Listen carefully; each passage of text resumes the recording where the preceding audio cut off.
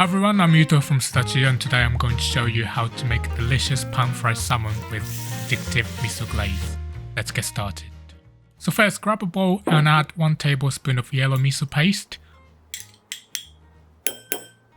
1 tablespoon of sake, 1 teaspoon of grated garlic, 1 teaspoon of soy sauce, and 1 teaspoon of light brown sugar.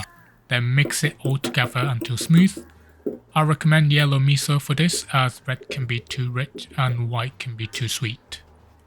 Okay, next let's prepare the salmon.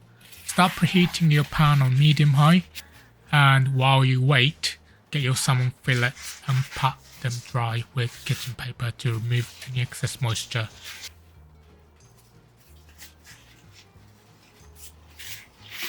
Sprinkle both sides with a pinch of salt.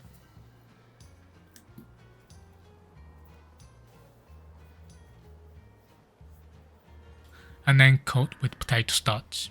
If you've watched some of my other videos, you might know that I love this technique of coating meat and fish with starch.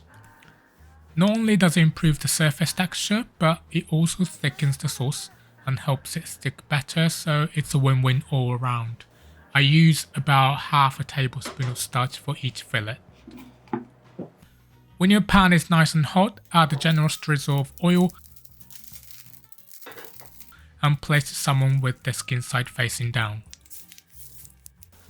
We're just gonna fry it up for 2 minutes on each side. However, this is just an estimate.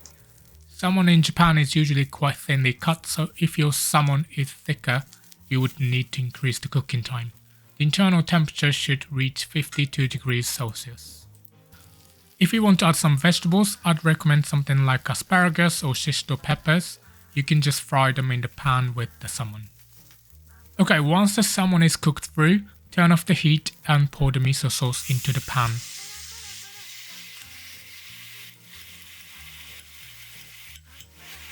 Carefully move the salmon around until it's coated all over.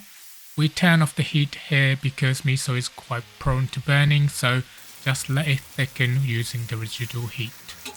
When the salmon is fully coated, take the pan off the heat and let's serve. Add a sprinkle of chopped green onions and serve. Just so you know, like most Japanese dishes, this miso salmon is meant to be enjoyed with plain white rice. So make sure to pair this with plain white rice, otherwise it will be too rich and salty.